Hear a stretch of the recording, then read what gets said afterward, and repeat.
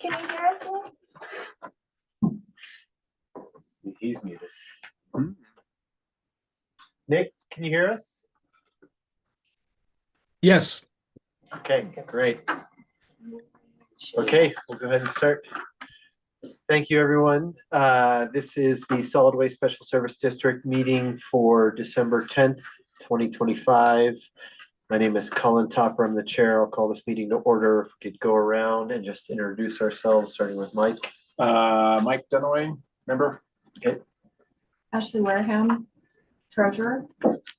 School Road District Manager. Diane Ackerman, member. LJ Blackburn, vice chair. Lily Houghton, administrative coordinator. Mary McGann, member of the board. Who do we have online? Nick Lundberg, accounting support. Oh. Do you want to come closer? Come on up here. And then we have a guest. Yes. Do you want to introduce yourself? Pam Hapley, representing the public. How Excellent. many years Thanks, were Pam. you on the board? I was asked that earlier. I don't remember how many years. It's up there on the so- sign. It says long 12 time. 15 years or something like that, wasn't it? I don't know what I remember that I went to a meeting and I was interested in hazardous waste disposal. And Bruce Miller and Dave Sackerson were there. And they said, be on the board. I get you. Oh, I dear. get you. Okay, moving on. Do we have any citizens to be heard? Pam? I would just like to say thanks to Diane Ackerman for stepping up and representing the town of Castle Valley all these years on Solid Waste District Board. Thanks, Diane. You're here. My pleasure. And I don't remember how many years, because I took over somebody's partial. What was her name? She's a young girl. She went Stephanie into about Hamborski. 4 meetings. Off Greenberg. No, it was a woman, a young woman. Stephanie Hamborski. Yeah, that She was was it, there about 4 Stephanie meetings. Hamborski. And so I took a partial from her, and then I think the 4 years plus 2 or 3 from her. I don't know. Long time. Okay, any emails? No. None. Okay, so we'll move on to the approval of minutes from the November 19th, 2025 meeting. Are there any comments or a motion? Motion to accept minutes from November 19th, 2025. Thank you, Mary. A second. Thanks, Diane. Okay, approval of minutes, all in favor? Nobody online? Okay. Lily, you keep it up? Yeah, sort of. Trying to find where Adobe is on my. Let's just share my screen. Just to note that the camera's not on there at the office. Oh, it should be on. I just turn off the view, Oh, okay. so like you can't. Like on my screen, we can't see ourselves, but I can probably figure out how to change that. Here we go. View. Show selfie. Oh, it says it's not on.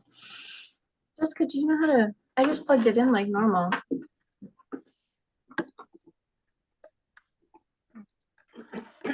It says it's on. Yeah, it doesn't. Maybe try turning it off. Let me, oh, because it's not using our OWL camera. There we go. Sorry, it was set to my webcam on my computer. No, Sorry. There you go. Here we go. There's everyone.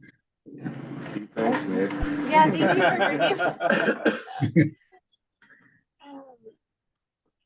Okay, let's see, show all windows. Here we go. There we go. Okay, we can talk about financials. Okay, moving on to treasurer financial. Do some scrolling. My apologies. Here we go. So November expenses were lower than October. October again had the 3 payroll cycles, so that made it larger than a normal month. Payroll expenses paid in November came to $242,641.91, which is normal for a 2 payroll month and just 1 month's insurance premiums. Mountain America operations account expenses came to $211,192.33, which was about $13,000 less than, let me see if I can make that bigger, less than in October.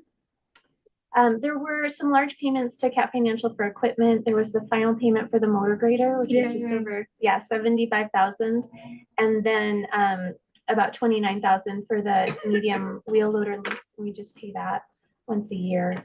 And then 13,000 paid to Wheeler Cat for a rental at MLF and parts. Compost grant expenses paid came to $1,646.08 for travel to the compost training that Jessica and Chris went to. So the total expenses paid came to $459,622.06. There. Any questions? Questions for Lily?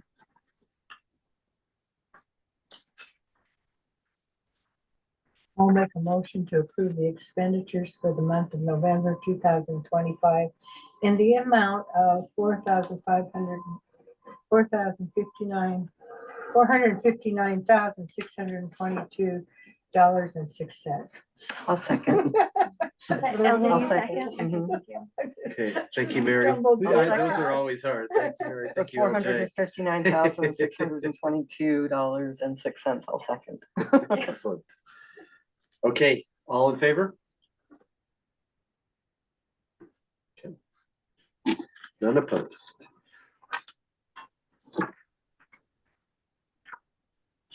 Good. Okay, so we are moving on to the reports from board and staff. Staff reports, Chris. Okay.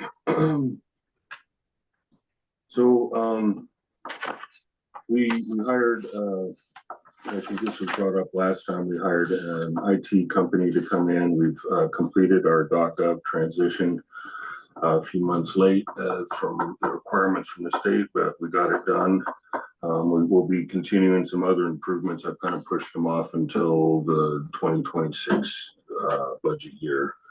We'll be replacing some computers and some hardware, but it was definitely something that was needed. As Lily mentioned, me and Jessica went to compost training for a week. It was extremely enlightening and a bit scary what we've got ourselves into. But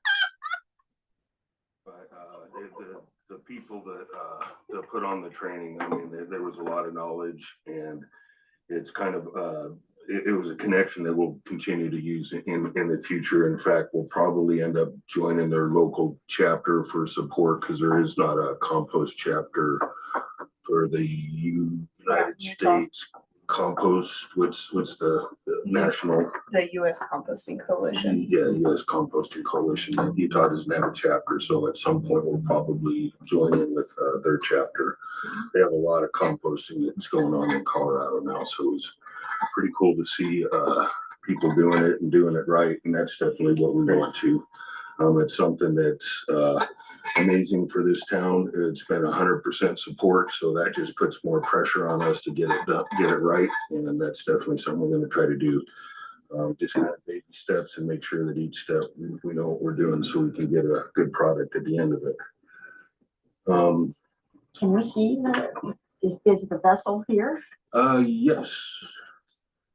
So, do you have any pictures? While I continue to go on, I'll let Jessica look it up. I guess the other big thing is with Mary, I had a meeting with the county yesterday, and it was actually quite productive. I've been struggling with trying to make some headway with some of the decisions the district has to make, and I'll just kind of briefly go over these. I started with the Moab landfill closure and the choice that we're going to have to make, whether we're going to have to invest in some diversion equipment, how we can prolong the life of Moab landfill to give us time to be able to prep the transfer station for when those traffic and the volumes gets switched over here. So kind of everything kind of aligns together. So started with the Moab landfill. The transfer station zoning I've been struggling with for about 8 or 9 years. I was able to find a passage in the county land use code that exempts solid waste from the land use requirements on the facilities Klondike and Moab landfill. So I kind of pushed that they would just put that exemption onto our transfer station, which would kind of move things ahead. I think that they were kind of amicable to the situation. They do have a planning and zoning director. Is he a director? And he seems he had some other possible scenarios, but it sounds like that'll start moving forward again. I mean, it's been 8 months that I've tried to move a fence, 50 feet. So hopefully we can make some headway there. They did give me approval. So next to the Moab landfill, it's a lot of people refer to it as the shooting range. They've given me permission to start testing to see if we could take that material at the Moab landfill. If we were able to take that material at Moab landfill, it's I think it's about 19% of what our remaining landfill capacity would be. So it'd be a big influx of revenue for us because it would be taken as a waste material. And so we would get that. I mean, obviously there's going to be some operational costs that go to that, but given that it's literally adjacent to the landfill, I think it would be a very good revenue source to help invest into some of the equipment that we're going to need for Moab landfill, and then possibly move that stuff down to the transfer station.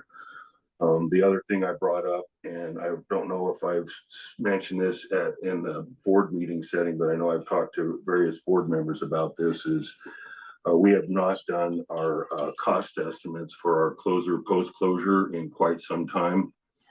Rough estimates that we started about mid-year in 2025.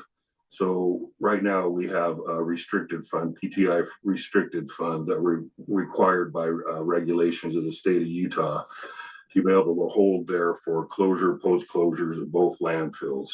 I believe that Klondike is about $330,000 is what we have in reserves, and Moab landfill is about $200,000. The estimates came back. Klondike landfill should be closer to $3 million. Moab landfill is just over $1 million. So with that being said, we're obviously in violation of state regulations. I don't turn in these reports until March of next year. So I have till March of next year to figure out how to address the situation. I have a quick question about Yes. that. So when you say that the total cost of the closure, is that just the district's portion, or is that? That's just the district's portion. Okay, Because the so district portion holds Mhm. 100%.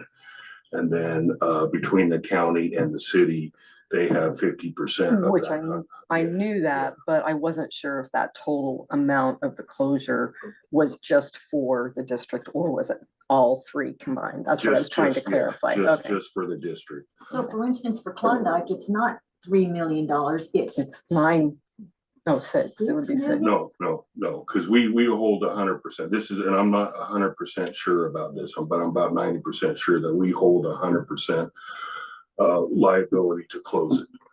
The city and the county split another 100%. So if we go under and we can't close it, they have full funds to be able to do the closure, post-closure, and any kind of remediation that happens there. Okay, that's not how I understood it before, And- but Yeah, and I've reached out to a couple of people. I've been kind of hesitant to go too far up into the state until I got my numbers done. Mhm. I don't want to go up there. In fact, just today I had a meeting with HDR, and we were able to bring down the numbers down to about $2 million.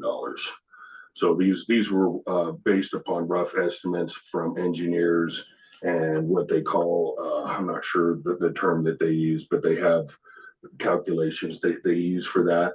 Another thing that I'm gonna do to help verify these numbers is to contact some local construction companies and, because there's not gonna be any work that's gonna be expected of them that will probably have to pay for these estimates, but I think by getting real world estimates, that'll probably bring it down a little bit, but that still puts us way out of range and in non-compliance with the state. So where does that money come from then? This money that we don't? We're gonna have to figure out how to get it. And there's different things like LJ kind of, because I think that you're thinking that we have 50% and they both have 50%. I really hope that's the case, but that doesn't make sense because we are required to close it. The only time that the county and the city would step in is if we go bankrupt or whatever and we close down, then the state would expect them to have the 100% to close it. Well, it was my understanding that they did have to cover 50% of it because it was within Grand County and part of Moab City limits, I guess. And it was utilized by the Grand County and the city. So therefore they had partial responsibility to make sure that it was not as a backup, but that it was definitely partially their responsibility. When we wrote those letters every year for them to contribute, that's kind of the way it was written and stated. So that's where my understanding came from and from what I was told from previous.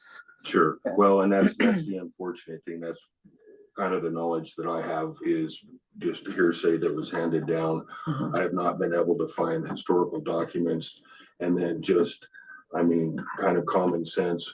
And what I've dealt with the engineers is that's pretty standard is that who's ever responsible for the landfill has to carry that in a restricted fund. That would be even a worst case scenario because there are concessions made for public companies.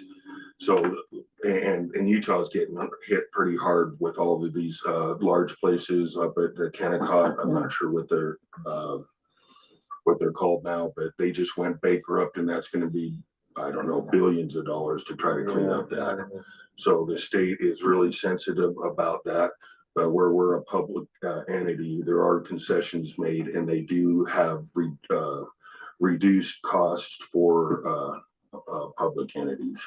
So that's definitely something that I'm going to be looking into because if I'm hoping it's 100% because that was going to be part of the thing as well. They can each have 25 and we can have 50 maybe, which would bring this number down. All right.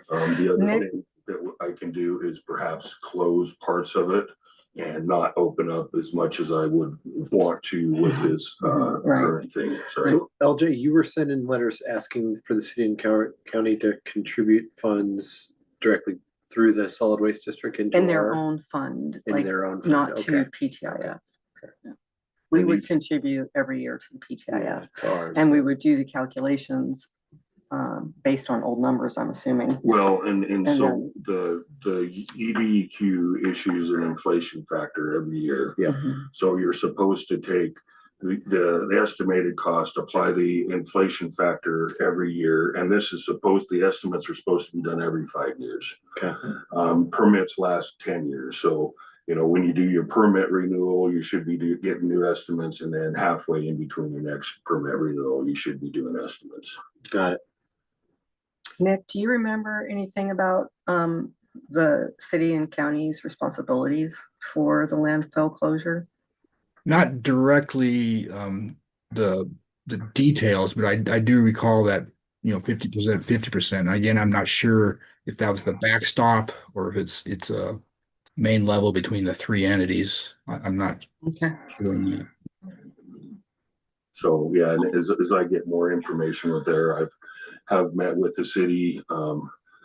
In fact, it was just the very last time with the city. I think it kind of, because the city was pushing back a little bit, they didn't want to claim responsibility. They're like, not it. But the last meeting I had with the city manager, but I also assured them that this was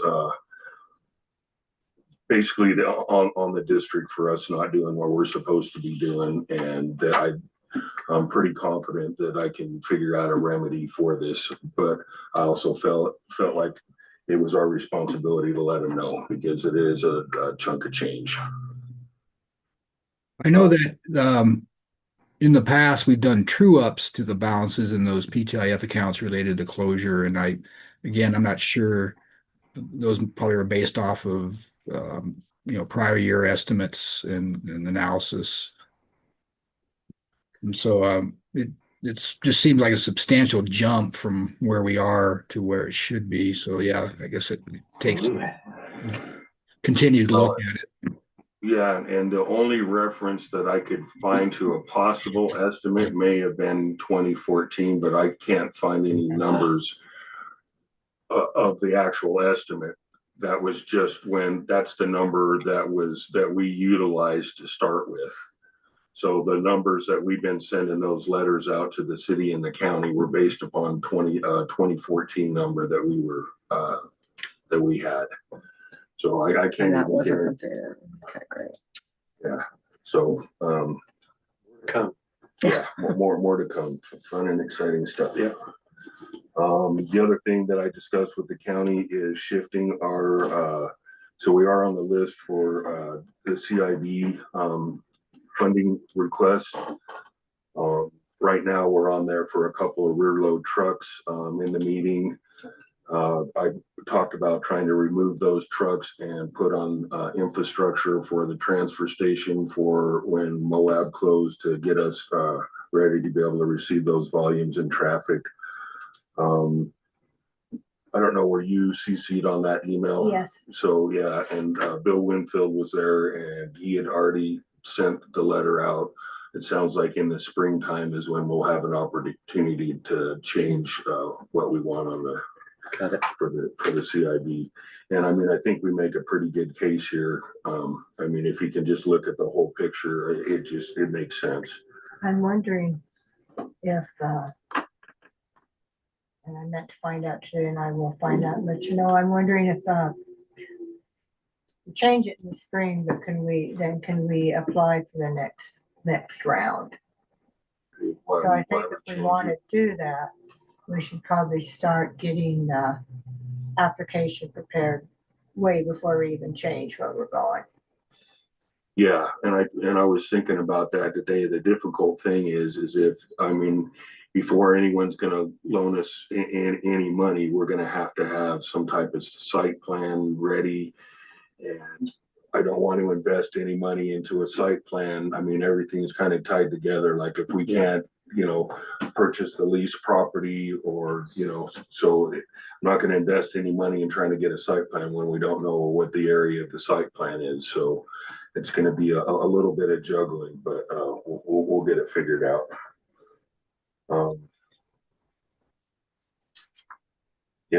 The other thing that I brought up, the cooperative agreement, the public-private partnership that we're working on with Danish Flats Waste Solutions. I didn't feel like there was any concerns there. I think if it's presented in a good way, I think that the county, I mean, obviously this will be something I'll have to go in front of the commission for them to vote on, but I haven't had any pushback so far. I've also been in contact with the state regulators about it. And so they are aware about this organization, and I've tried to let them know kind of the basis of what this agreement is. And like I've mentioned in board meetings in the past, I mean, what they're after is us to support them to support, there's a clause in trying to permit that if we can support that they show a need for this community to open up, it bypasses some legislative process, which would speed along their permit in exchange for that, boundaries and percentages of their waste and all that stuff. But that'll be forthcoming once we kind of we're right before it goes to the lawyers. We've been exchanging some numbers and stuff. So the next stage, I'm waiting for their pushback on the numbers that I've given them, and then we'll start running it by the lawyers and get everything in the legal speak and make sure that everything's binding. Because my other concern here is it doesn't matter how good this agreement is if it won't kind of last perpetually, even if they end up selling their property. I mean, it might be okay for us now, but it may bite us in the ass in the future. So I think that's gonna be a critical component of this agreement. Absolutely. I think that's all. So, well, actually, just a couple more things real quick. So we have been, and we've talked about this before, as far as computer, or I'm sorry, as well, not computers, compactors or equipment that we may need up at Moab landfill. I've sent out our lead operator and facility supervisor, been looking at a couple different options. Trying to not just be contained within CAT. I mean, I love CAT equipment and stuff, but we struggled a little bit over this last year with them being able to service our equipment. Right now we have BOMAG compactor. We struggled with them. So we're just kind of looking outside the box and seeing what other equipment's out there. Last thing real quick, on Monday, I'm going up to Price, talking about how it can help support their recycling program. We have gotten a load from San Juan County of their recycling. We hired recycling And logistics coordinator? and logistics coordinator who has a lot of experience. I know I mentioned that we're working with Kim as well. So he comes from, he used to work with her. He's got lots of experience in recycling. And if you've been up to the recycling center in the last week, it looks really good up there. Things are organized, things are moving forward. And I think that this hub and spoke model so far is looking pretty good. And that's all I got. Now, where is this picture taken of this vessel? Is it Up here? at Moab landfill. Oh, What other questions for Chris? Is Price potentially a spoke? Yes, I mean, they kind of have their own setup, but it's run by a lot of volunteers right now. And they're looking to hand it off, hard sell, not a lot of money in recycling. But what we do is we run a shipping lane up to Salt Lake, and we come back empty. Yeah. So, I mean, on the way, that's kind of the initial plans, is to see if we can work out this logistically without, increasing operation costs too much, is to run our stuff up and then on their way back, grab their stuff and then throw it into our processing. Nice. Would that also potentially include like Green River? Because I know. Green River, we have, Green Okay. River's up and running. this is all source separated, right? This is all source separated, yes. Yeah, so it comes in all separated and just thrown into our processing line so that we can process it. And obviously the hopes is that we get the quantities to be able to ship to end market processors, so that we can increase the revenue on those commodities. Once again, we're not going to make any money on it, but it will, the hope is that we'll offset the operational costs of recycling and make our recycling program more sustainable, and then help support all of southeastern Utah's recycling programs to be sustainable. Yeah. Win-win. So Yeah. when we, maybe I'm misunderstanding, but when we come back empty from Salt Lake, we're gonna pick it up from Price, bring it back here, separate it, and then haul it back to Salt Lake? It depends on the commodity. So like, some of it would go back up, yes. Okay, or it's gonna hit the other progress that we're going with the Danish Flat direction. Is that kind of what I'm? Yeah, I'm or thinking it depends on the commodity, like the aluminum. So right now, and I can't remember how long ago we started this, maybe 6 months ago, I stopped shipping aluminum up to the broker up in Salt Lake. So right now we have 26 bales. We need 32 bales to make a full load, which is about 20 grand. Okay. So since 2023, we've been just giving away our aluminum and haven't received no income. So potentially, or once we get another 6 bales, I mean, there's $20,000 from just not shipping that. So not everything would go back up there. The aluminum would be shipped and loaded and shipped straight to a processor. Glass will always go up there because that's where we're taking our glass. So eventually, so right now we have 2 shipping lanes that run up there. Hopefully, if things work, we'll only have 1 shipping lane going up there. Because we won't want to send all of our stuff up to its IWP up in Salt Lake. Because we don't really get any money, we just get the feel goods that it's being recycled. But that doesn't necessarily help our bottom line and help, make the recycling program sustainable. So as those commodities came here, if we can get a full load, then we would be shipping them to wherever the mills are or the processor is, depending on what the commodity is. Okay, I just didn't want it to come back to Moab, we separate it, and then we turn around and take it back up. It didn't make sense to me, but I understand what you're saying, that not everything goes back, you disperse it out. Right. And right now, I mean, we are, for a lot of the different commodities, I mean, the other thing that it would, but yeah. So, I mean, but we'll still be doing that a little bit with some of it. But the goal would be not to send anything as far as our mixed commodity trailer up to Salt Lake. We would be shipping them wherever they need to go. We tell them, hey, we want your aluminum, we want your whatever. Yeah, but we'll take it all though. Okay. Whatever they have, and then we just throw it in, and that helps us, makes our bales, makes us, have more commodities quicker. Okay. Because you can't really ship it to processors or anything and market unless you have a full truckload. That's the only way that they'll really take it. And we're gonna be getting some stuff from south, aren't we? as Yeah, well? we already got a full 30-yard full of commodities from down south. Jed's the district manager of San Juan County Landfills. We've got one set up at LaSalle. He's gonna set one up just outside of Bluff at his landfill. And I mean, it's so far things are working good for him. That's amazing. Yeah, that's great. Nice. What other questions for Chris? Okay, Lily. I don't have too much. I feel like I'm kind of just in the day-to-day keeping things running. Tomorrow it will be my 2-year anniversary with the district, which is Wow. kind of crazy, but it's a good reflection time. And 2 years, Mhm. yeah.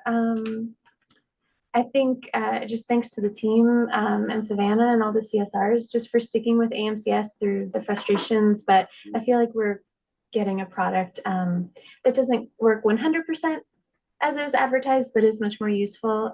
Talking with Savannah, now that like the major, this is a big problem items are fixed, she's looking at some of the perks that it has. Like there's a texting function where we might be able to text directly from the software to customers, just reminders.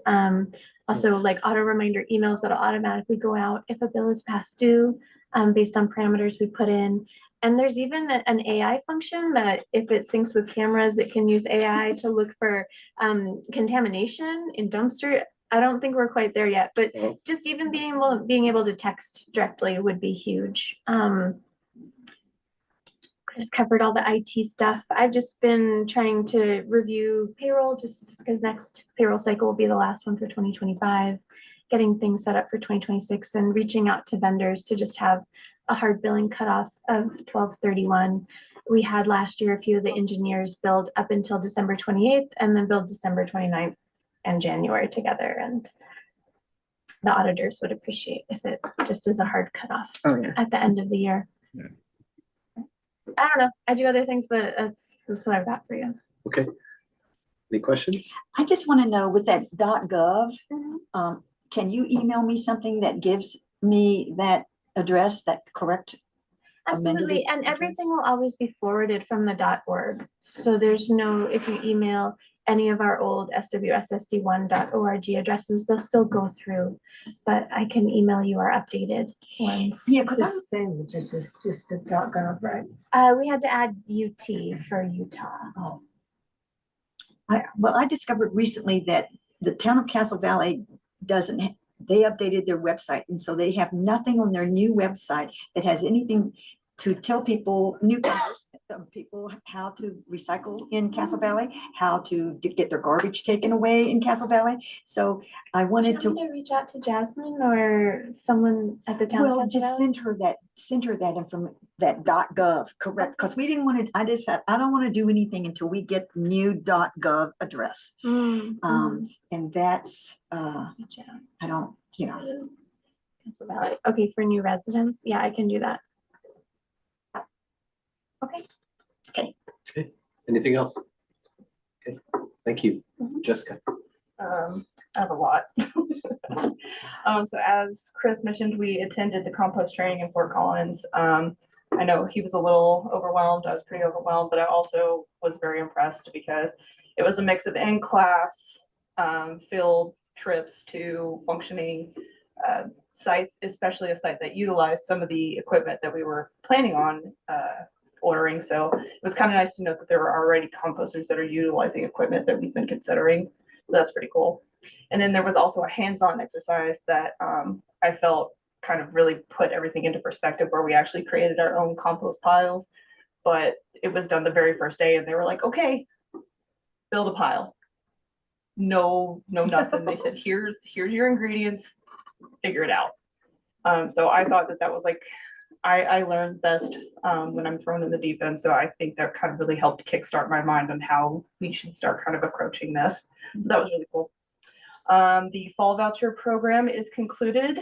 We had nearly 250 registrants. I know that doesn't seem like a lot, but that's actually up from the spring, which resulted in a community savings of approximately $2.2 thousand. So yay, we love doing that. And I have reported those numbers to Kate Finley at the county because they utilize those numbers with their wildfire mitigation grant requests and whatnot. Let's see, attended the boot group meeting. No real changes there other than that, as most people know, the active trails, or at least that portion, is transitioning to a nonprofit, but they still want to continue. I mean, you could probably speak a little bit further to it. Not active trails, but trail ambassadors. Trail ambassadors, sorry. They're transitioning to a nonprofit, but they still want to keep that going. And I know that the health department has just completed an app that's called, I believe, Report a Poo. Right now, it's only being rolled out with organizations like BLM and the state, Utah State Raptor Park, where that was like a big issue. And they're supposed to be sending that out to us, and eventually it's going to go out to the public so people can actually satellite, like pin drop. I don't know. So is this for like animal poo or Human like human waste. human? Is it like Waste, if yeah. someone Okay, it's for pooped humans. inappropriately, or if they Yeah, successfully used a wag bag? It's or- inappropriate. So if you're Inappropriate. hiking up Mill Creek and you Okay. come across human waste, that you can Report report it, it. and Report then it. somebody will go up there. and so what's the Clean it value up. of this? They can identify hotspots of where people are not Packing it out. packing it out or, going responsibly. Oh, okay. And they can kind of focus their attentions and hand out, like wag bags, and which helps us because they can also direct people to where the wag bag bins are. So it's kind of just like a collaborative effort between a lot of agencies. I would assume that all the guide companies and outdoor stores are involved in that. Okay. Yeah, they're the, when they scan the QR code that's on the wag bags, it directs them to where wag bags are sold in Moab. And I think they're also expanding to Groovers, which is river Mhm. waste management. Let's see. I already announced that I attended the fall RCU conference. This Friday we'll be having our development for the spring conference, which they are actually going to be doing in coordination with the Beehive Swana Waste Conference in March, which will be held in Springdale near Zion. Highly recommend, very useful information. We'll be attending the EPA competitive grant webinar. I had originally scheduled for that in October, but as you know, there was a shutdown, which prevented that from happening. So that's back, and I'll be attending that next week. finished a very rough draft of the strategic management plan, which is a document that Chris has been asking me for months to develop, which basically states who we are, what we're doing, what we want to do in the future, and kind of like the 5-year, 10-year, and 30-year plan of what the district envisioned itself being. And that includes, calendar of events, operational goals, kind of how we're going to get to that hub and spoke model that Chris is really wanting to achieve. And then also kind of like equipment and asset and infrastructure. I forget the words, there's so many. So basically when he comes to you with, his laundry list of, these are things that I want to do, you kind of have that already laid out in a document before you. And it's something that we'll formally adopt and on an annual basis go through to make and kind of update if there's been any sort of operational goals that have changed, infrastructure goals that have changed. Like say we decide that we're going to close down Moab, then obviously that's going to switch how we go forward when it comes to equipment purchases and whatnot. So that is unfortunately 24 pages of fun reading that Chris gets to do. I have mostly developed a district-wide recycling tracker that tracks any and all volumes or commodities that we recycle or divert. And that's cardboard, that's our source separated, that's our single stream. I've also started to include used oil collection numbers, waste tire numbers, asphalt reclamation numbers, and scrap metal numbers. That way we can more accurately report what our diversion rate is. And it's just not kind of like, this is what we think it is. We actually have a data backed diversion number. Excellent. Let's see. I am working to bring us into compliance with our battery storage, and that includes our lead acid batteries and our lithium ion battery storage. When me and him attended the UDQ training, it was like a day-long training, and they kind of went into changes in legislature, new mandates, just a whole day of training that is compliance with the UDQ. And we realized that we were out of compliance in several factors. Some of them actually straight legislature.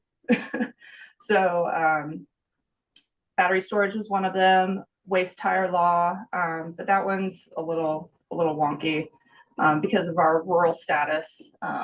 It's a little bit harder getting into compliance with that one. And then a new one that just actually passed in the House this year, which is, I believe it's HB 53, and that's the tarping law as part of the litter abatement fund that's going to be going into effect in 2026.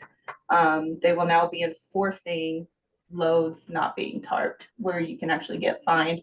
And it is not just us, this is actually also like on the roads. So like Utah Highway Patrol can begin enforcing this law as well. So I've been making a big effort or a big push to let people know that this is something they need to come into compliance with, or they can get fined at any of our facilities, or they can actually be pulled over and fined or given a ticket.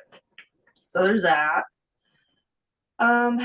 Moab landfill is now closed on Saturdays for winter hours. A while back, we did some research on volume or like number of people that are coming into the to Moab on Saturdays versus Mondays, because y'all know back a while we tentatively closed Moab on Mondays, and that was not a very popular decision. But some of the numbers, I think we averaged around 4 people On Saturday. on Saturdays, and the operational costs just don't flush. So now that we're in the off season,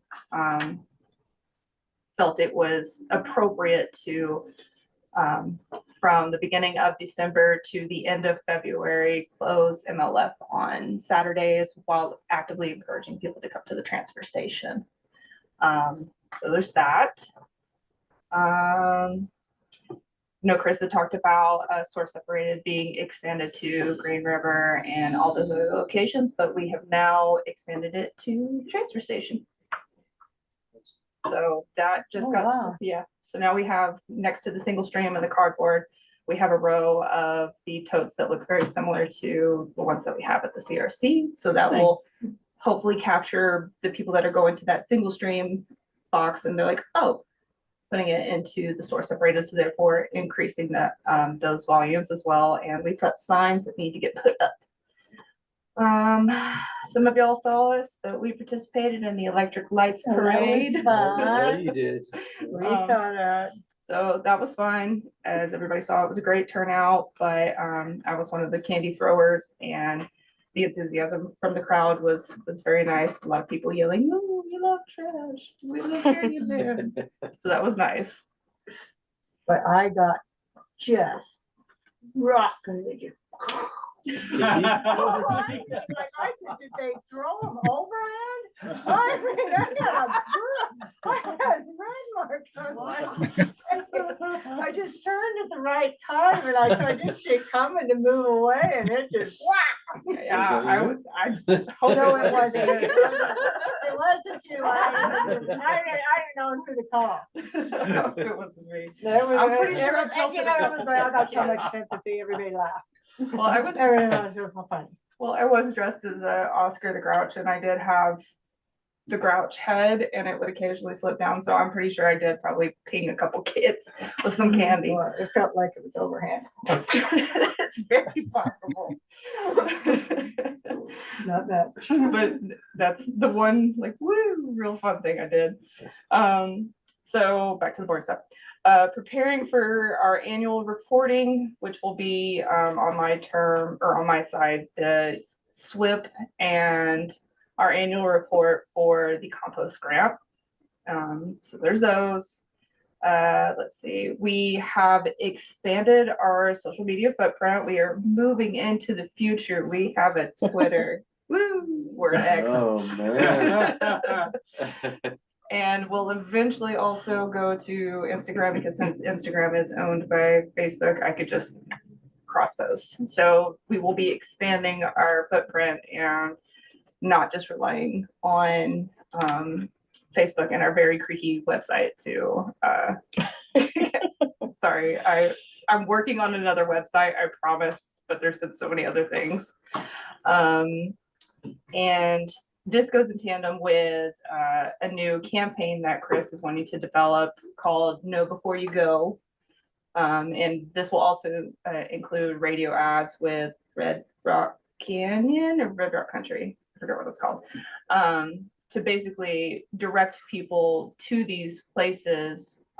So they're not showing up at a facility and they're like, well, I thought this was the hours, or well, why don't you take this material? Why do I have to go over here? So it's basically, like I said, know before you go. So people don't just show up and get upset because of one issue or the other.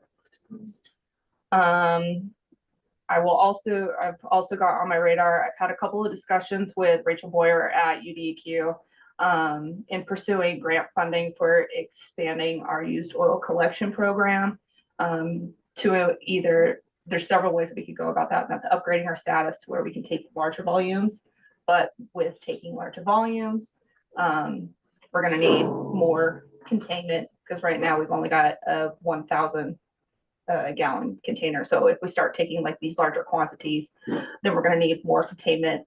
And right now the one that we have we're leasing from UDEQ. So there's that. And then also to cover or to potentially register ourselves as transporters of that waste to kind of reduce the cost when it comes to, yeah. So there's a lot of different ways that we can go about it, but once we do move up to what is called a type C, where you can take those larger volumes, then we lose the reimbursement from the used oil, which I think you said we got about what, $200-ish. It's not much. It's not much, but it costs like $1,200 to pick up the oil. So there could be a cost savings there.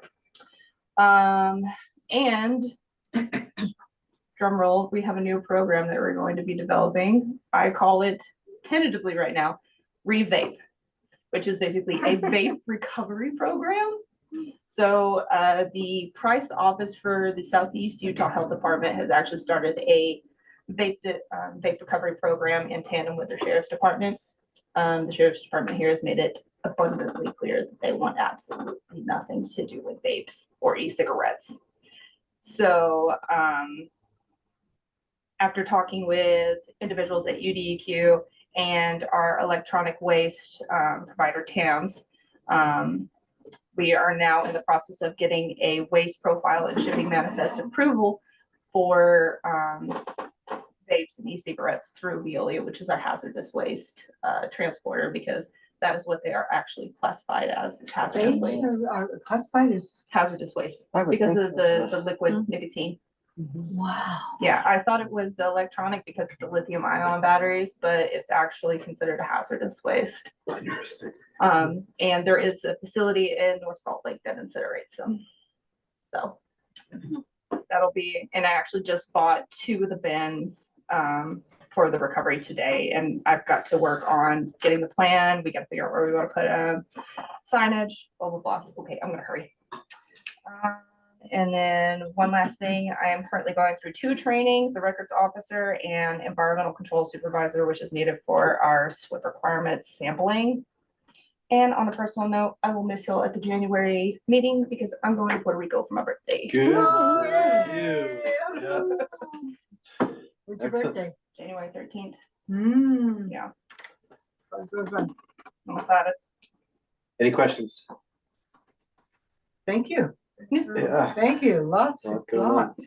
Nick, Hard to keep can up. you do it in 9 minutes? Yep, yeah, just primarily just wrapping up the budget, and we'll get into that in the public hearing, but thank you to the staff and everyone who participated in getting the information I needed and was able to craft something I think the district will be able to use and utilize.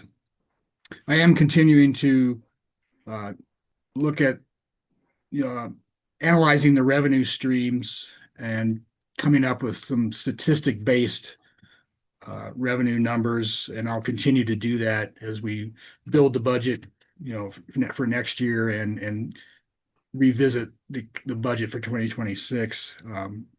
It's useful to see how the revenue relates to either tonnage or yards, or in terms of the collection side, how many customers and the mix between commercial and residential. So I'm going to continue to work on that.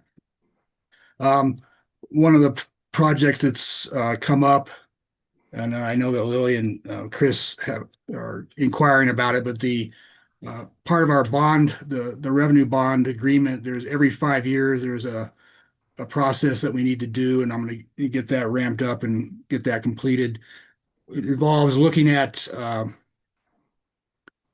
any interest we earned on the money that we set aside for the bond and in relation to the bond interest, and see what the differential there is.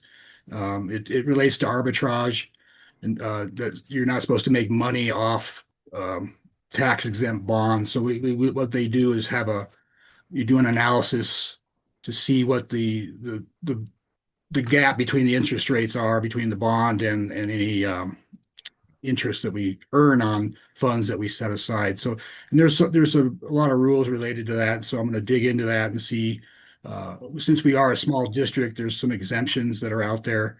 But in terms of if there is a large difference between the interest rate that we earn through the PTIF and the stated interest rates on the bonds, that money would go to the federal government to maintain that tax exempt status.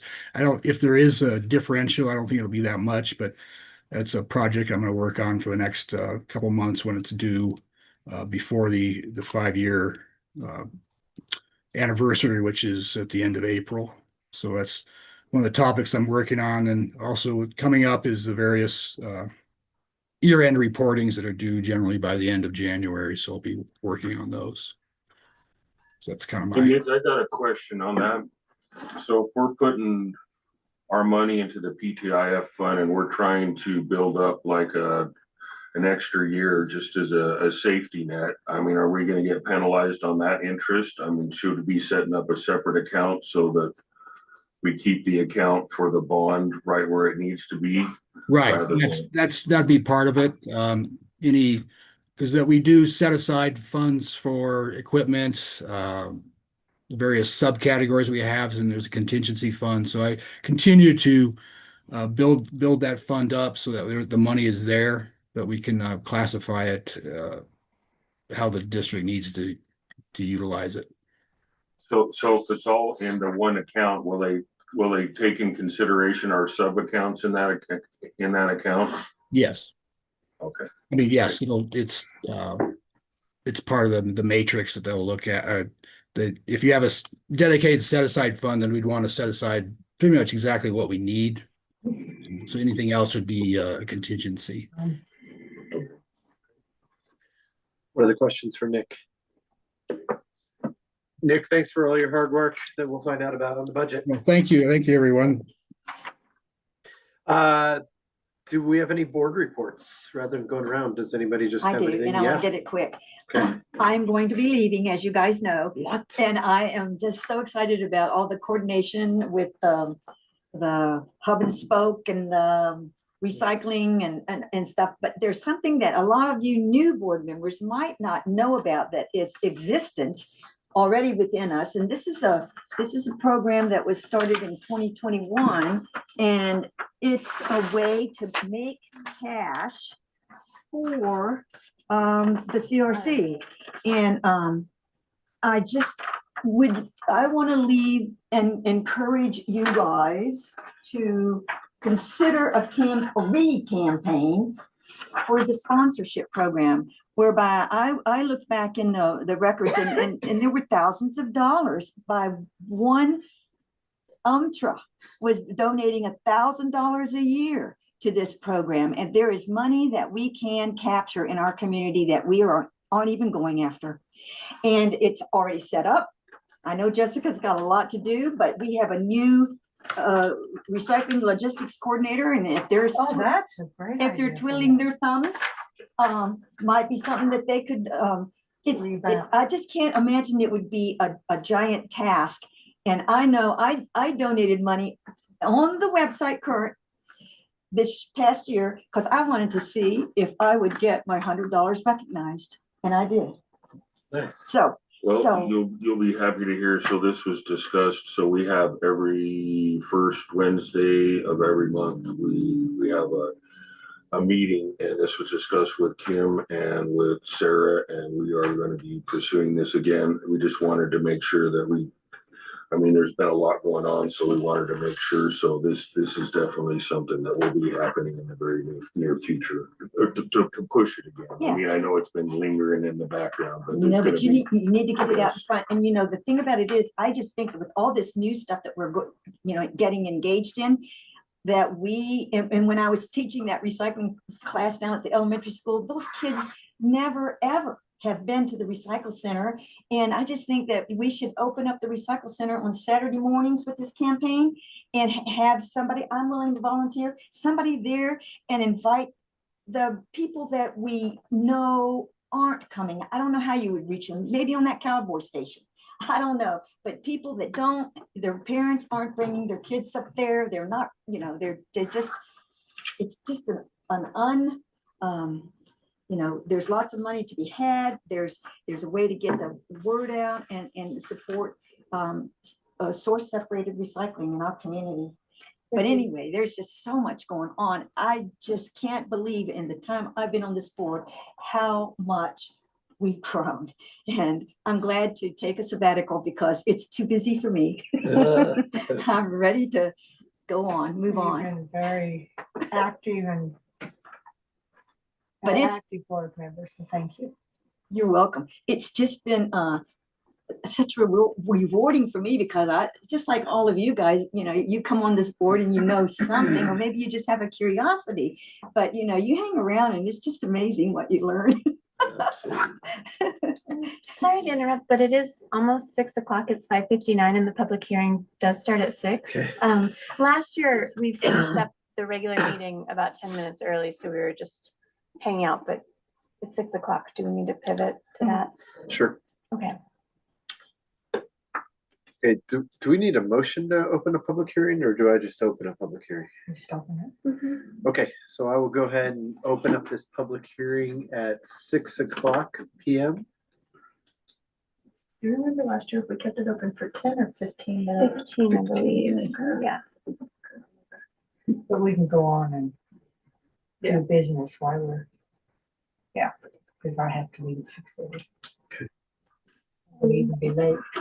There's no one in the waiting room and there were no emails received. I can. It always amazes me. People don't come to budget hearings, even when I thought for sure there'd be a lot of people at the counties, because so much has happened, and I think one person came to the budget hearing. I think the entire time that I've been with the district, I think 3 people over the 6+ years that somebody ever And they showed up. came thinking we were the people that picked up the garbage. It was over in the. Yeah.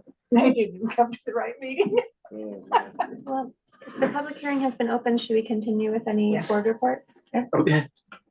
Excuse me, what other board reports do we have? I just have an idea with the new person in the recycle coordinator, because they used to do tour, they have I used to bring my 3rd graders up to the recycle center every year. We'd go to the recycle center and then Yeah. down to the. I think I went up there with you. I think you The young did. Then we man, would go to the Humane Society. It was a really, the kids loved it, and a lot of them had really good questions. It'd be nice to get that going again, because it really motivated the kids to recycle. The only thing we've done is this demonstrations, and then the charter school will bring one of the trucks by.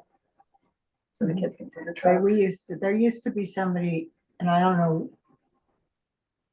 What was her name? I could picture her, that worked and did it. She had I think she was a Vista or something. Ran it and organized it, because that's too much for anybody here to do. She'd organize it and Yeah. coordinate with, and then she'd come to the school and give so the kids could have background knowledge, so they'd have a better understanding when they got there. It'd be nice to redo that, because I felt bad when it stopped. I thought it was a good program. You can also expand it once the composters and. Right, exactly. That's what I was That's gonna thinking. be a cool thing. What else? I don't have a board report, but I just want to say, Diane, you will be missed. You've contributed a lot to the board, and I made you this honorary Queen of Recycling crown. I wondered what that was when you came in the door. Put it on so we get a I'm picture. going, what is she bringing in? It's not a cake. You're gonna look fabulous, yeah. Just to the side. Oh, look at that. Perfect.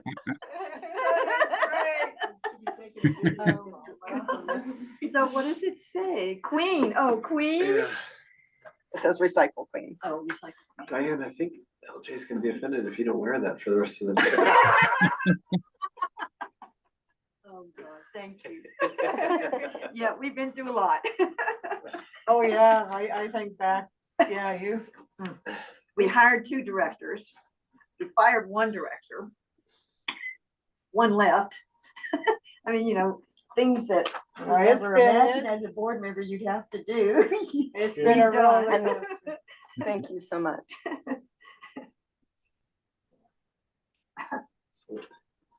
It's been a roller Is coaster. the card just making up? Yes. Okay, I've got a couple quick reports, a couple things at the city. One, the Mount View House demolition is starting tomorrow.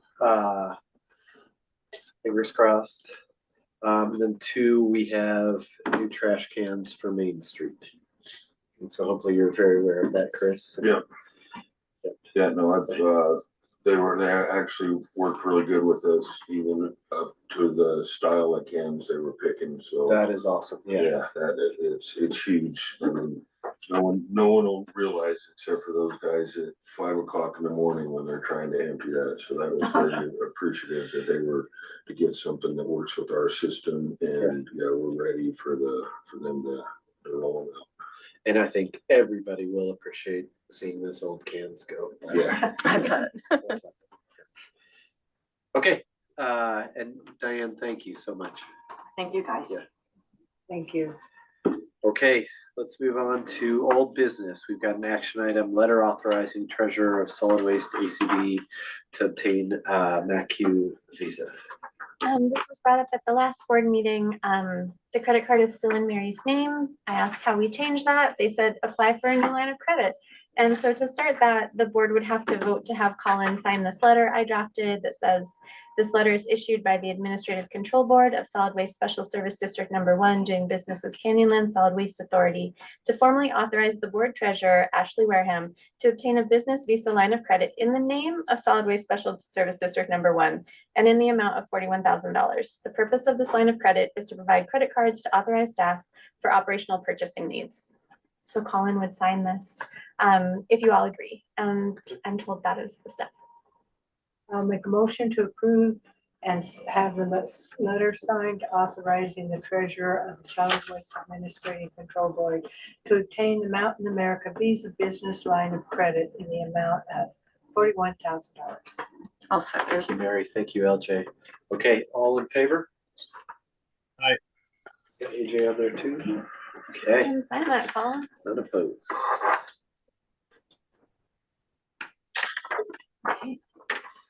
Okay, moving on to a possible action item, rear load trucks. So I brought this up, last time. They actually just got back with me an hour ago, so, if you guys are, willing to, approve this, it is for the 2 rental trucks that we currently are running. The cost of them would be, combined $320,000.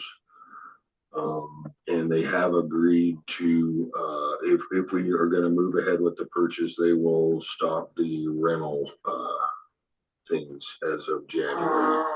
The issue is this, sometimes these things take a little time. We're gonna have to get financing and stuff. And in the meantime, we'll be adding $16,000 a month on top of the $320,000. The financing cost, I had them run through it, and I did a couple, different scenarios, but the most scenario was about, it was $10,000 if we went for like a 3-year, for both trucks, or we can extend it out and bring down the payments. I don't know if there's any other questions or any kind of clarifications on it. I think I went into it pretty well last time, so I didn't want to just kind of repeat So myself. the payment would be $10,000 a month For- each. Well, 5,000 for each truck. Okay. And right now we're paying total of 16. Yeah, so it'd be a savings of, depending on how long we put out the payments. So at a minimum, would be savings about $6,000 a month. And what year are these trucks? There's a 2022 and a 2023. No, 2020. I think they're newer than that. I could Sorry, look that's, it up. So they're just a couple of years. yeah. Mhm. And you said that we've had more success with these and the new truck. Did you say that? Yes, That- yes. that's- No, they've actually been really good running trucks. In fact, the only issues we've had with them was just the modifications that they had to make to specifically fit our system. Yeah. It was the kick bars and stuff. These 2 trucks are an item that's in the 2026 capital budget that we'll be looking at. Good, thanks, Nick. And that was the other part of this too, is I didn't want it to hit this 2025, obviously at the end of the year. That was kind of where there was a lot of back and forth with them, because I didn't want to necessarily pay January's rent on them and then turn around and purchase them on top of that. So that's where they were hesitant on getting back with me. So these trucks are already built. We don't need to modify them in any way. Yeah, we've been running these. We got these last. I think we got one in January and we got the other one in March-ish. Running these trucks for almost a the year. entire year. Oh, how do these trucks cost compared to other trucks out there on the market? So one truck's about 150, one truck's 170. Given their age and stuff, this is actually a pretty good price. The yeah, the bad thing is they are rentals, but we got them new enough that, and we ran them, so if there was any issues, I think we would have ran into those issues. Are they still under warranty? There is a little bit of warranty left. That'll be a little bit of work trying to get the transfer of the warranty. So these two are addition to how many other trucks that are like them? So if we purchase these two trucks, that would make, our oldest truck, it's not here, a 2017. So we have a 2017 will be our oldest truck then, and then a 2019, and then So the- 4 trucks. is what so we yeah, have. so this would place all of our frontline trucks, 2017 or newer, which is crazy from what we were working with. Moving forward. Yeah, absolutely.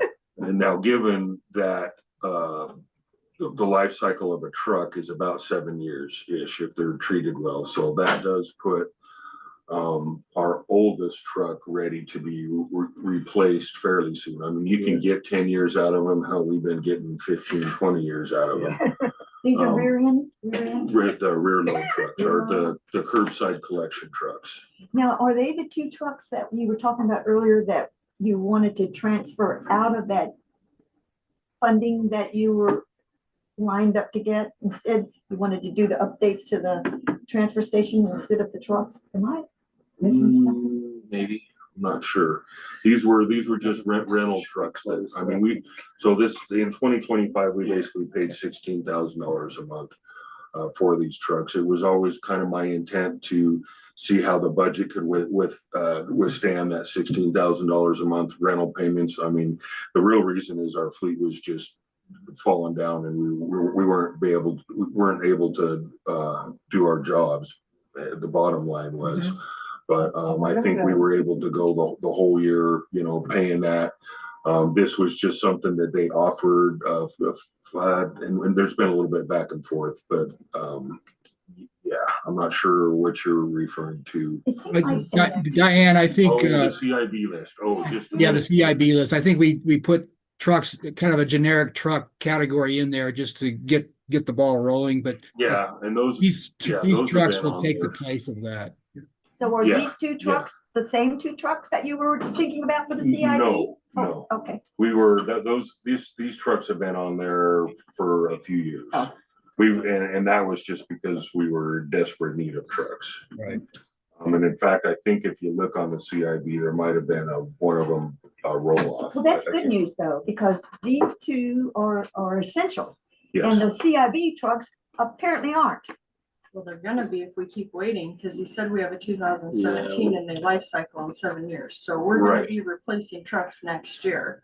yeah, So but that hopefully gives us, a truck. And transfer station supersedes that apparently. Well, no, we're gonna have to do some of this stuff simultaneously. Okay. We're gonna have to get creative on how we accomplish, Hmm. our big end goal, which there is never gonna be, but yeah, that brings up a good point that with our oldest truck being 2017, but what this does, sets us up so now we can plan in the future rather than trying to buy 5 new trucks.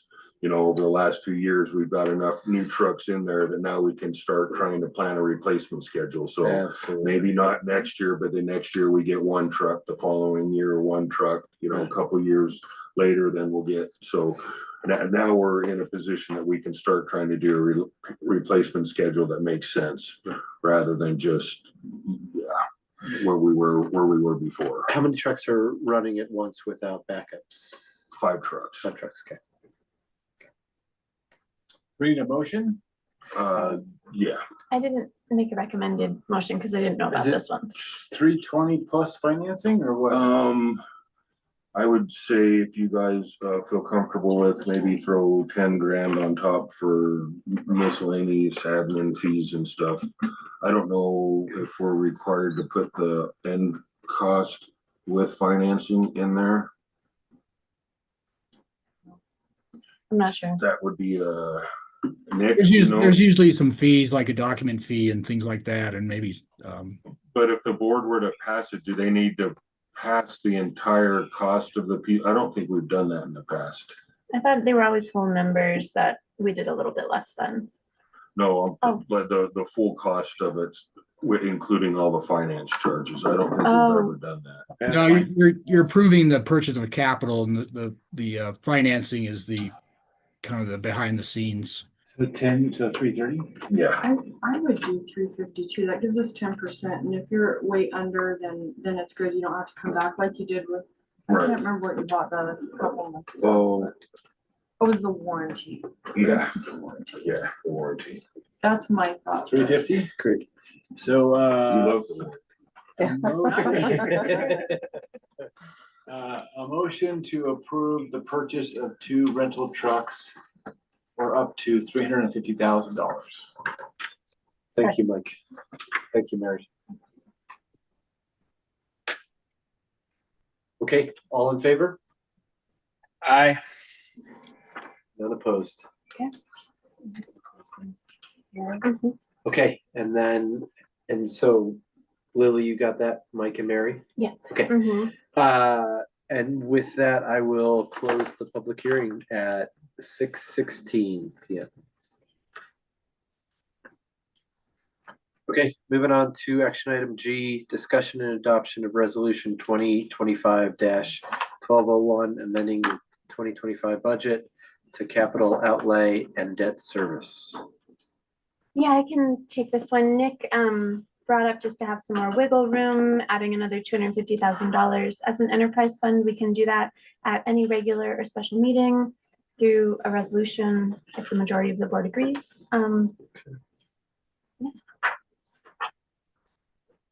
Any questions? A motion? I know we've heard about this. Motion to adopt resolution number 2025-1201 to amend the budget for calendar year 2025. Thank you, Mary. I'll second. Second. Thanks, LJ. Okay, all in favor? Aye. None opposed. Hey, moving through things. A little bit more paperwork for you, Colin, if you Okay. can please sign that by the sticker. Okay. Thank you. H, action item, discussion and adoption of 2026 observed holiday and facility closures schedule. So this, Saw this in the last meeting. I did do a poll and Chris and I talked about it. I did look, the county and the city both have 14 holidays and we had 10, looking at moving to 11. In light of that, Chris thought we should add both Juneteenth and Indigenous Peoples' Day. okay, And instead of doing the day after New Year's, so instead of taking off January 2nd in a few weeks, it's hard for us to be closed for 4 days at a time, especially with service being, we don't have service on Christmas Day and New Year's Day, it gets shifted back. So being open that Friday, Chris also thought we should add Pioneer Day. So it would move us to 12 holidays. So that it is a change from the last discussion, but Chris and I thought that this would be a nice move for staff. The only 2 days we wouldn't have curbside collections would still be Christmas Day and New Year's Day. any questions, comments? Motion? I move to adopt the 2026 observed holiday and facility closure schedule. Thanks, LJ. I'll second. Thanks, Ashley. Okay, all in favor? Aye. None opposed. Okay, discussion, action item I, discussion and adoption of 2026 Solid Waste Special Service District Administrative Council Board meeting schedule. It's the same as it is, the third, I'm pretty sure it's the third Wednesday, except for December, which is the second Wednesday, beginning at 4:30 PM. Okay, I'd entertain a motion or comments, concerns. Motion to adopt the 2026 Solid Waste Special Service District Number 1 Administrative Control Board meeting schedule as presented in the board packet. Thank you, Mary. I'll second. Thank you, Ashley. Okay, all in favor? Aye. Not opposed? Okay, J, discussion and approval of 2025 fraud risk assessment. I can put this, oh, I don't know. Yeah, I think I have this up on the screen. So we have an improvement from last year. We were in the medium category. There are some things that we could finalize, like a formal credit card. Oh, I think it's this next one, document that we're still working on, but going through it, I came to 305 out of 395. So again, better than last year where we were at 290, slowly getting better. One thing the auditor pointed out was last year, Chris and I signed it, and it really should be the board members. So I put the chief administrative officer as Colin being chair and chief financial as Ashley being treasurer. Are there any questions about it? It's good to see us go up. Yep. Yeah. I don't have any questions. I just, I noticed with the payroll, I know at one time the district manager actually approved payroll. I don't know if there's somebody else that could approve payroll that would qualify for this. I checked that one as that one because Does that work? just with the deadline, I submit, like, I approve payroll and submit it before it's approved by everyone else. Right. And so that's why I said no. We could have it, Yeah. you know, we could have Chris click the button, but I don't know if he'd have time to like formally approve, like look through it like with the packet. Mhm. I'm definitely open to brainstorming. I think just, I do it payroll differently from how you do it? Like, No, I was just trying to find other ways I to mean, bring down. I approve the time. What's different on the payroll? So I Oh. approve all the- that is true that you approve the time. I just figured I was the one like looking at it and clicking submit before, you know, before the 4 reviewers. Yeah, review it's the person who authorized payroll payments separate from the person who prepares the payroll payments. it. Yeah, so authorized payroll and prepares it. I was So kind of looking like, at times, kind of Well, I'm gonna preparing. have to go. Okay. It's my husband's mhm. fireman banquet. I'm already meeting there. I'm already late. On number 3, So thank you. if I remember correctly, last year, I think, Nick has a license or a certification or something. He has a bachelor's degree. Bachelor's Which degree. His CPA or something. I don't know. I would have to read. I didn't think we had a CPA, a CGFM, or CMA. I didn't. Nick, do you have No. any of these acronyms that here? I'll scroll up on the No, it's- share. Yes. Do you Yeah, have any of? no, I don't these have those, but But you do have the bachelor's, yeah. correct. Yeah. Hey, Lily, I just cost us our good score. I signed the wrong. I signed Ashley's. Oh. I can- fraudulently white it out? signed No, Ashley's. What there would you like are- to do? There's Yeah. another one in your board Oh, there packet. is. If Look at you that. want to just like tug it out. Yeah, absolutely, yeah. I'm fine with that. Or, actually, we do have this. Here. Yes, I'm excited about They that. usually don't like whiteout. No, I No. don't. Oh, no, the fraud risk. Yeah, I think it's okay that it's on. Yeah, she Okay. cheats. That's totally fine. Okay. Thank you for bringing that up. Yeah. I think we would fail. Anybody else want to sign it? Your signature might be- Might as well. Totally. And then the only other question I had was about the cash receiving and deposits. So Thanks, Ashley. I think. But do we would- have a adopted written policy? Savannah and I Yeah. have definitely talked about it, that the Mhm. CSRs are cross-checking, but in the employee handbook, and I haven't found like a Like, there's no written policy. document is what I was leaning to. I Okay. think we have Mhm. internal policies that meet that. Again, I would just be writing a written policy that, Right, yeah, that Chris will. okay, that's fine. Okay, all good? Thank you, Diane. Yes, I think we're good on that See one. you around. Okay, this is the one everybody's been waiting for. Jump on. Item K. The action item, establish a committee to review revisions to the employee handbook. So we have been working on revisions to the employee handbook. Chris has reviewed them. Before we send it to final legal review, since the board is the entity that approves and implements the handbook, we thought you all should look at it to make sure you like the changes before we have the final legal review. So we'd be looking for, I believe a committee would be 3 people. Mary just left, so we could That's definitely Voluntold. voluntold here, yeah. I can help with that. Okay, Mike. I'd be willing to help too. okay. Do we need to have I wasn't sure, do we need to have a motion to establish a committee or just internally? Okay, so don't Mike, believe so. LJ and Mary. Okay. Excellent. I think a few things have come up that I might add, just before we send it to you, but it's some nice light reading. It's Oh, only sure. 50 Yeah. pages. I'll do it right before bed. And is it redlined? Is it easy to see what the changes are?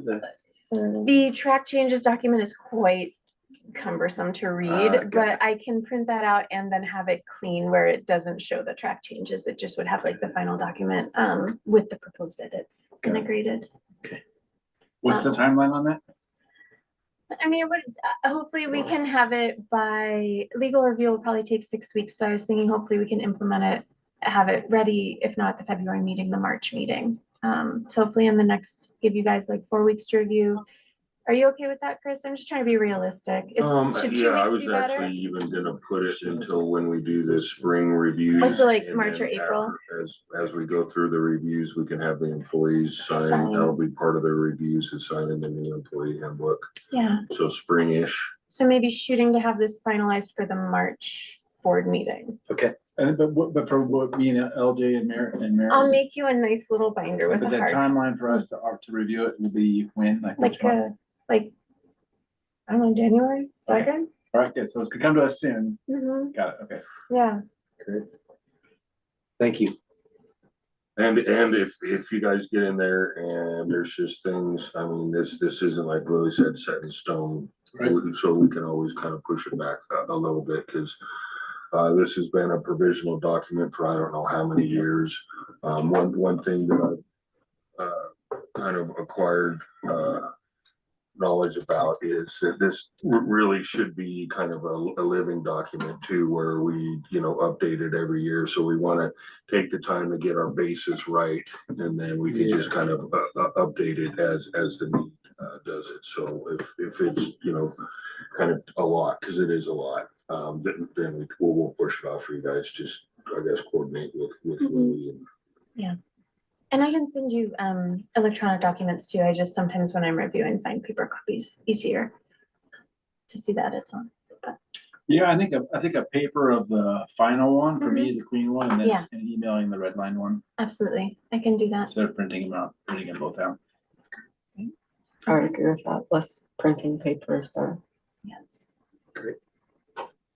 Okay, moving on to L, we do the adoption of the 2026 resolutions. Yeah, so the first one is the fee structures for Grand County, San Juan County. I did specify Spanish Valley since San Juan County is massive. And rural residential and commercial trash and recycling services. Do you want me to go into the proposed changes? We were looking at just kind of standardizing on the sheets that are kind of floating. There's a second sheet which shows the plus or minus. We were trying to get to just a base 10 of like whole numbers. Like instead of having it be $121, it would be $120. So just adjusting things plus and minus. The one big change would be in the every other week service. It was the same price. These are just for dumpster containers. It was the same price of having no service, but keeping your dumpster as having every other week service. And it was about half of the cost of weekly service. To have this be more in line with what residents are paying for every other week service, we're moving it to about 75%. And it makes it to a benefit of if someone wants to keep their container but not have service, no one's ever going to choose that if for the same price we're giving every other week service. So the other thing was for the rural residential fee schedule, defining that as anything north of the entrance to Arches National Park, because there is more expanding out towards the airport and up 313. And it is the Grand County fee schedule specifies Moab and Spanish Valley only. And I think especially north of the entrance to Arches, that is not Moab and Spanish Valley. And it did have additional service days since we're now servicing one entity at Crescent Junction. So looking to kind of expand into that part of Grand County. Questions? Just to kind of follow up on that too, is we started to go through there and trying to find a thread of logic through these things. It ended up in a huge rabbit hole. So given the time, so we're gonna be re-looking at this. The other, and I know I had brought this up in past board meetings, is, you know, to apply a real operational cost. Why does it cost this much? We'll be looking at it like that. The one thing I don't want to do though is this last year has gone pretty well. We want next year to go pretty well, so I just don't want to pull the rug out from underneath us. So trying to figure out what those operational costs and then how they make sense through the different sizes of containers, the different frequency of the containers. At first glance, it was like, oh, this is messed up. I took another look at it and there are some, I mean, it's not as bad as my first impression of it. I think I just grabbed one thing that was way off. So they're not that far off, but so we will be looking at this. I figured I'd give it maybe a couple quarters into next year and then we'll be re-looking at this. Then I'll have kind of the budget for, or the numbers from next year, compare that to the budget and kind of put everything all in line. So. If I may, the other thing I'd like to stress is these increases, for the most part, which are very minor, only affect commercial properties. Residential has not been touched, and the city, being bound by the interlocal agreement, is not at all affected in this. So there are cost adjustments to these? Yeah, if you go to the second page of each, it shows like the plus or minus how it's changed from 2025 to 2026. So some are a minus. Again, if it was you know, $122, I rounded down to 120. If it was 123, I rounded up to 125, for example. But I did keep it $99 for the 1 yard weekly service because I feel like we're getting 90, you know, you can buy everything for 99 cents, but like what is exactly $1? Savannah, since she's so much more fluent, I think with these, she agreed that we thought it was easier to read and just cleaner. Okay. Questions? Motion? Motion to adopt resolution 2025-1202 to approve the 2026 fee structures for Grant County, San Juan County within Spanish Valley and rural residential and commercial trash recycling services. I'll second. Thanks, LJ. Okay, all in favor? Aye. Did your landfill fees go up or down? Or? So we didn't want to. All we're trying to do is clean up the things, so nothing, can't say nothing's gone up, but it's just been kind of housekeeping changes is what we've had, so we're not. $1 or $2. Yeah. One-offs, like Lily said, that were. Do you need more time? We'll get to the landfill. That is another one too. I think next is roll off. Next is roll off. Yep.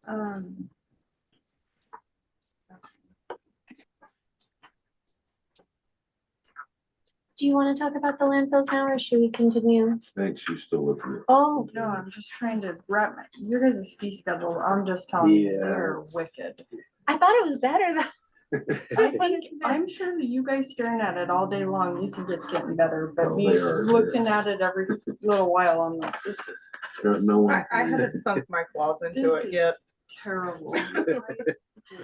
Just with the I'm amount not of time. saying it's your fault. I'm just saying, Yeah. like, there's gotta be an easier way to do this. Yeah, they are. People look at those and they just call us. Yeah. Yes, they do. Then maybe you'll appreciate the landfills. Mhm. It took me 3 hours to fix one of them. Your landfills are easier to read. Right on. Other than that, I look at it all day long. Okay, let's work towards that. Well, let's go Yeah, to roll off let's go first. on. Action item B, discussion and adoption of resolution 2025-1203 to approve the 2026 roll-off container service schedule. Yeah, so again, we were aiming to make this easier to read, we removed some of the options that had not been used or utilized. We also added pricing that wasn't, we had containers that were sort of, I don't like saying grandfathered in, but that were historically used that we didn't have forward pricing for. So we've added pricing for an 8-yard closed top, which we do have, I believe, 2 out at sites, a 24-yard closed top pricing. The 24-yard closed top does come with stairs. So we increased the delivery, we didn't, they were again kind of historic ones that the district inherited, these sites already had. But increased the delivery fee and the rental fee per day to, just because there are stairs included on those. So we kept all the prices the same. We just added pricing for containers that didn't have pricing, like to formalize it. And increased again that container use fee for, which we're hoping to call rent going forward, because container use fee is kind of a mouthful. Yeah. Um, I appreciate that. Yeah, and then we did also try to clarify just in the pricing notes, just that not all containers are currently available. And I did want to add a surcharge of $2 per mile for deliveries requiring travel on unpaved roads. Good. Those are, wear and tear. yeah. So those are the main changes to the roll-off schedule. Okay. What questions do we have?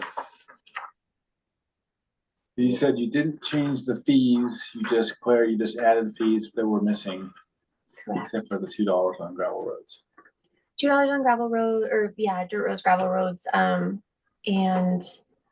yeah, just containers that weren't currently listed that we don't offer to the public, but we do have them at sites that have just used them. And just a little side note, as an option that I've been working on putting into the new redesign of the website is there will just be a drop down menu where you're like, I want a 4-yard with these options, and then it'll give you the pricing. So you're not having to Yes. read Oh, this. Get out your ruler Yeah. and your Yeah. magnifying glass. But as you can tell, that's a lot of information to kind of process. Yeah. Mhm. So, but Again, it will be something that will help. So it will also take the strain off of the CSRs, because we're gonna have a set built in where it's like, well, it's on the website. it's a hard compromise. I like to say dare to be simple, but there's so many random one-offs that we get that if we don't have it written down, we can't Yeah. charge for it. Yeah, makes sense. Sorry, I just noticed I have a massive bruise on my Okay, any other questions or possibly a motion? I move to adopt resolution 2025-1203 to approve the 2026 roll-off container service schedule. Thank you, LJ. I second. Thanks, Mike. Okay, all in favor? Aye. Okay, none opposed. Okay, here we go.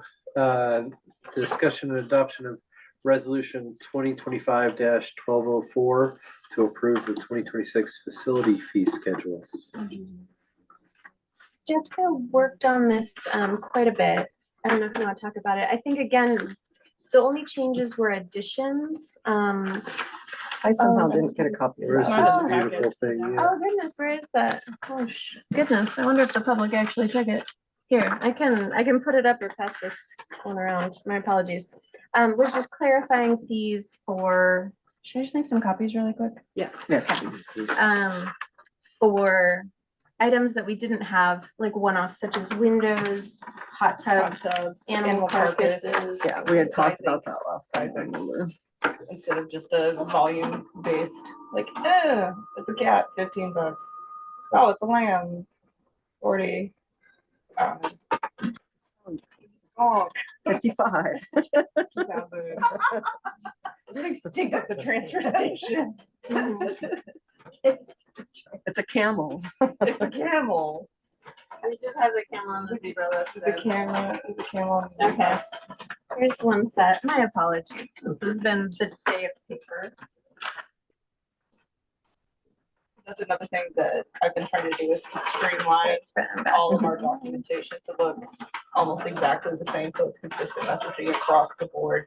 And that includes like, because I took a class personally on branding, and it was a lot of eye-opening, consistent messaging, Yeah, consistent absolutely. fonts, consistent colorations, consistent like tonnage. And so I might have missed a Klondike one, but here's Klondike. You can look at Klondike. Okay.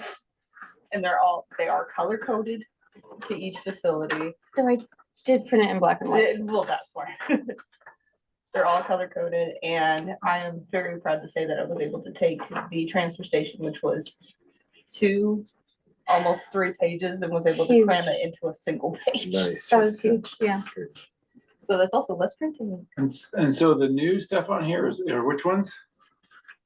Um, A lot I of think them. it's just the transfer Let me station see. mainly. that It's has just the the- transfer station is the only one that's really new, with the exception of the Moab landfill. We did add screened mulch because we will, as the year goes on, we will have a screener so we can start screening our unscreened mulch. And we might as well have that already written into the fee schedule rather than coming back and adding it at a later date. But I don't have compost factored into that because there's a lot before we get to that point. So the difference or the new things on the Canyonlands is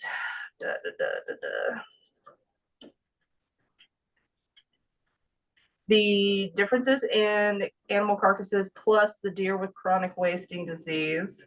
That's new.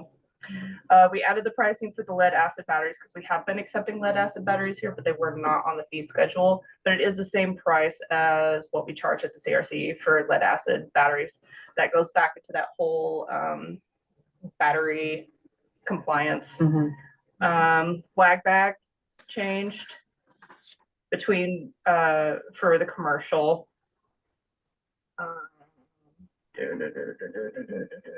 I don't think I put windows on there. It's mainly one user in town with Windows.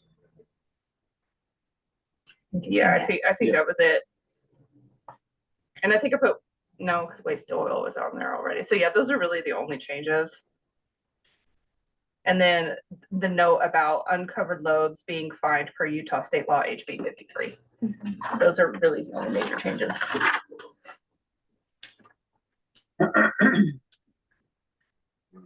Wag bags to 0, right? Wag bags are free. Do we still want commercial bringing them in here, or are they good using the? I did put a note in there. I think it says large quantity call ahead. Hmm, okay. But we definitely wanted the transfer station. So that Probably put a was sign out on that. Okay, Max quantity. 5 per Per individual. visit. yeah.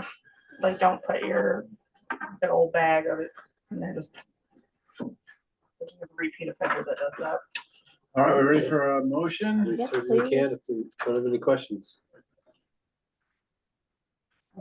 Questions and stuff? Feel good? Okay. This one makes better sense to me. Yeah, this is, Thank yeah. Motion to adopt resolution 2025-1204 to approve the 2026 fee structures for all district facilities.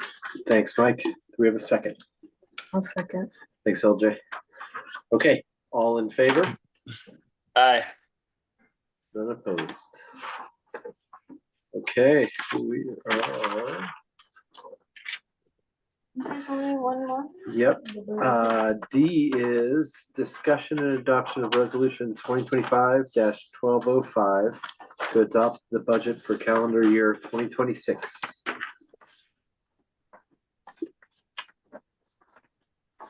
Are there any questions about the budget for next year? Just a note, Chris and management had requested that I provide a subset of this, and I haven't done that yet, but what was presented here is the 2026 budget, but Chris wants to see a version where we eliminate the intercompany revenue expense, and so that's something I'm going to build and get that out. And then also the combination of the at the class level, the single stream recycling, which is class 04, and the OCC route, which is class 09, moving those numbers underneath the class 10, which is CRC. So it's more internal change I'll make to the budget file, but it's just a subset of what is being presented here.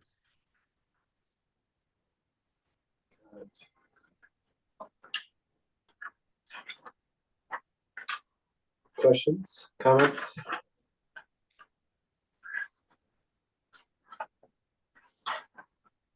Motion.